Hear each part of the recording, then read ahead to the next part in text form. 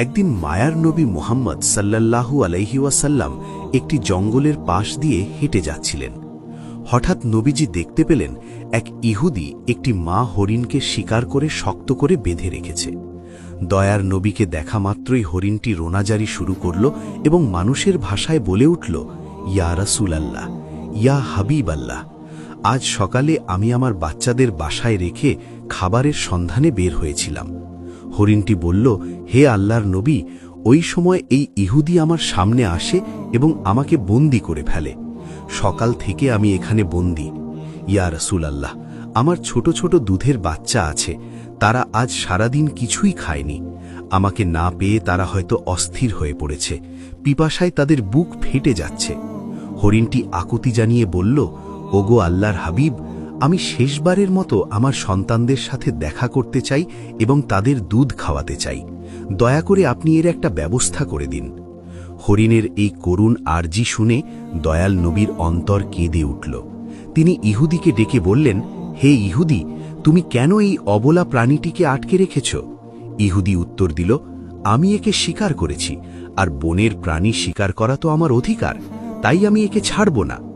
নবীজি বললেন, তুমি কি দেখতে পাচ্ছ না এটি একটি মা হরিণ? এর স্তন দুধে পরিপূর্ণ, এর বাচ্চারা না খেয়ে কষ্ট পাচ্ছে, তুমি একে একবার সুযোগ দাও। ইহুদি অবজ্ঞার সাথে বলল, আমি এত কষ্ট করে ধরলাম আর আপনার কথাই ছেড়ে দেব? একবার ছেড়ে দিলে কি বনের হরিণ আর ফিরে আসে? তখন বিশ্বনবী বললেন, তুমি একে ছেড়ে দাও, আমি জামিন হচ্ছি, সে তার বাচ্চাদের দুধ খাইয়ে আবার তোমার কাছে ফিরে আসবে। ইহুদি বিদ্রুপ করে বলল, বনের হরিণ কি আপনার বাপদাদার সম্পদ যে ফিরে আসবে? শিকার করা প্রাণী ফিরে আসার কি কোনো নজির আছে?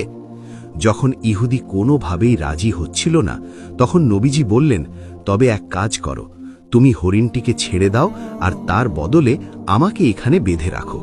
হরিণ না ফিরলে তুমি আমাকে সারা জীবন বন্দী করে রেখো। ইহুদি ভাবল এটি ভালো সুযোগ। সে নবীজিকে বেঁধে রেখে হরিণটিকে ছেড়ে দিল। ছাড়া পেয়ে হরিণটি দ্রুত বনের দিকে ছুটে গেল। ইহুদি মনে মনে হাসছিল আর ভাবছিল, এই লোকটির মতো বোকা আর কেউ নেই, একটা বনের প্রাণীর জন্য নিজের জীবন বিপদে ফেলল। ওদিকে মা হরিণ দৌড়ে তার সন্তানদের কাছে পৌঁছল। বাচ্চারা তাকে দেখে বলল, আম্মাজান, আজ কেন এত দেরি হলো? আমরা আপনার জন্য অপেক্ষা করতে করতে ক্লান্ত হয়ে পড়েছি। মা হরিণ চোখের পানি ছেড়ে বলল, ওরে আমার কলিজার টুকরা সন্তানরা, তোমরা তাড়াতাড়ি শেষবারের মতো আমার দুধ পান করে নাও, কারণ হয়তো তোমাদের সাথে আর কোনো দিন দেখা হবে না। বাচ্চারা অবাক হয়ে কারণ জানতে চাইলে মা হরিণ পুরো ঘটনা খুলে বলল। সে বলল, মায়ার নবী মুহাম্মদ সাল্লাল্লাহু আলাইহি ওয়াসাল্লাম নিজের জীবন বন্ধক রেখে আমাকে তোমাদের কাছে পাঠিয়েছেন। ওই নিষ্ঠুর ইহুদি এখন আমার নবীকে বেঁধে রেখেছে। এ কথা শোনা মাত্র হরিণের বাচ্চারা দুধ পান করা বন্ধ করে দিল। তারা বলল, আম্মাজান, আপনি কি বলছেন? মায়ার নবী বন্দী আর আমরা দুধ পান করব? এটা অসম্ভব। চলুন, আমরাও আপনার সাথে যাব। নবীজির সামান্য কষ্টও আমরা সহ্য করতে পারব না। কিছুক্ষণ পর ইহুদি দেখল, বনের ভেতর থেকে কেবল সেই মা হরিণই নয়, তার সাথে ছোট ছোট বাচ্চাগুলোও দৌড়ে আসছে। এই দৃশ্য দেখে ইহুদি থমকে গেল। হরিণটি নবীজির সামনে এসে ক্ষমা চেয়ে বলল, ইয়া রাসূলাল্লাহ, আমার আসতে দেরি হওয়ায় আপনি কষ্ট পেয়েছেন, আমাকে ক্ষমা করুন। নবীজি ইহুদিকে বললেন, হে ইহুদি, এখন তো বিশ্বাস হলো, এই নাও তোমার শিকার, সাথে তার বাচ্চাদেরও নিয়ে এসেছে। ইহুদির পাথর মন এক মুহূর্তেই গলে গেল। সে চিৎকার করে বলে উঠল, ইয়া রাসূলাল্লাহ, বনের পশু পাখিও যার মায়া বোঝে, তিনি অবশ্যই আল্লাহর সত্য নবী। আমাকে আর হরিণ দিতে হবে না, আপনি আমাকে কালেমা পড়িয়ে মুসলমান করে দিন। সুবহানাল্লাহ। নবীজির দয়ায় এক ইহুদি ইসলামের ছায়াতলে আশ্রয় পেল। এমনই আরেক দিনের ঘটনা। নবীজি সাহাবীদের নিয়ে বসে আছেন, এমন সময় এক বেদুইন সেখানে এলো। তার হাতে ছিল একটি শিকার করা গুই সাপ। বেদুইন জিজ্ঞেস করল, ইনি কে? সাহাবীরা বললেন, ইনি আল্লাহর রাসূল মুহাম্মদ।